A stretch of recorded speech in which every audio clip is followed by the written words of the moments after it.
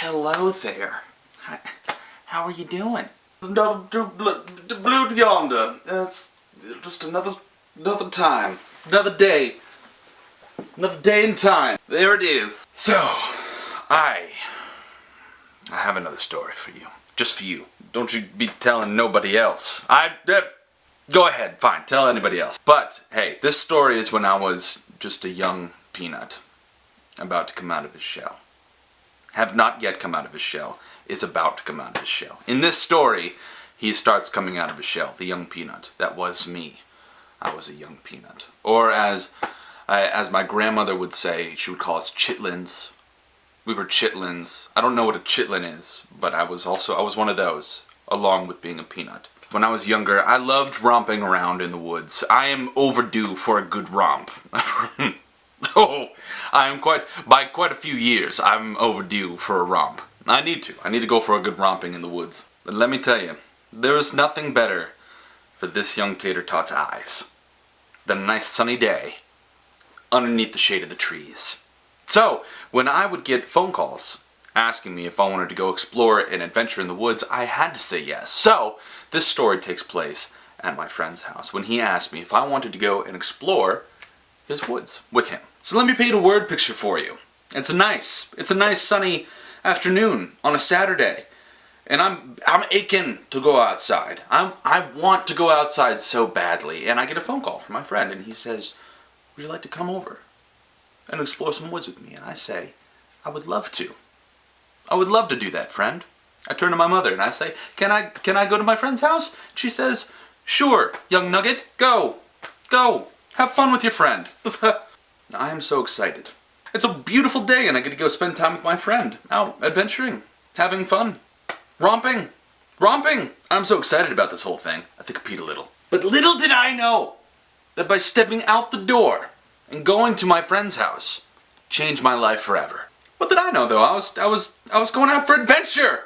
I was going out for adventure. So I get to my friend's house, who is just as small of a nugget as I am. He shows me into his home, takes me to the back porch, and reveals to me the planet Eternia equivalent of forestry that he has growing in his backyard. Hard to contain the excitement. We go bounding off into the woods, nuggets, hand in hand. Leaves everywhere, okay? There's rocks that we can pick up, rocks to climb on. There was even a stream, a little babbling brook. For me, this was what dreams were made of. This was wonderful. This was great. I was having the time of my life. You know, thinking about it, we probably spent a good hour or two just wandering around in a backyard.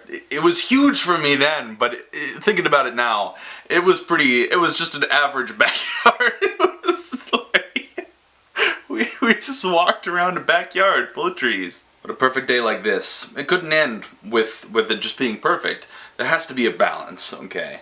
With peace, there's chaos. And the time had come for chaos. I remember standing on a stump, okay? And I just had my hands on my hips, just looking out into the trees. And I could hear my friend behind me shuffling around, just kind of throwing stuff at other trees. But then, I feel it.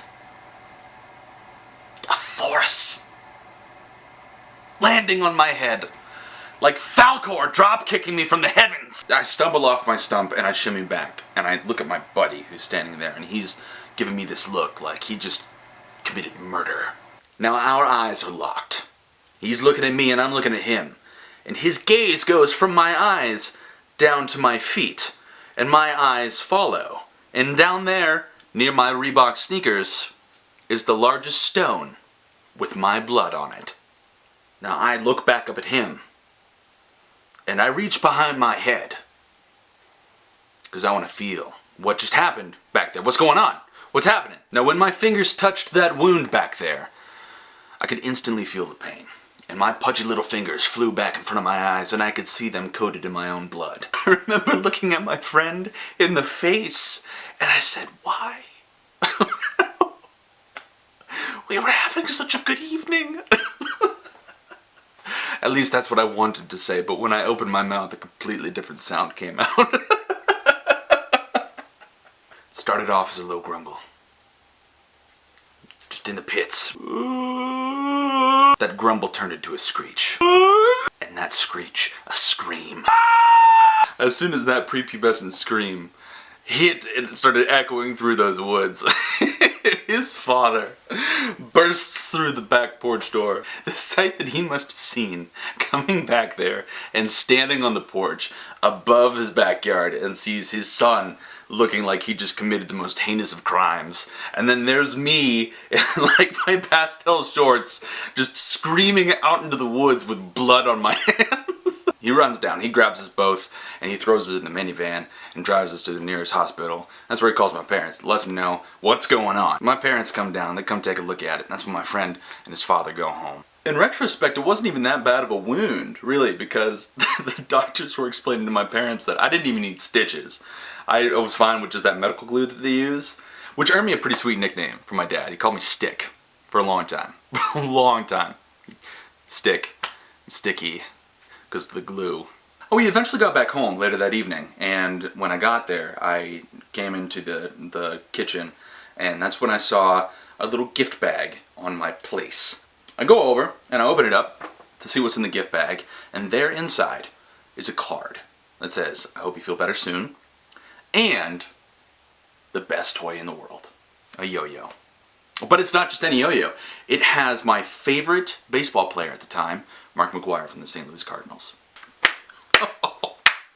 I was told that it was dropped off by a very concerned friend who said that he was very, very sorry. So I went to bed that night, not only with the coolest toy in the freaking world, and a gnarly scar that I still carry to this day, but also with a restored friendship.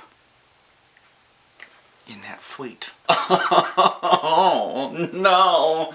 Oh, yes. Oh, goodness.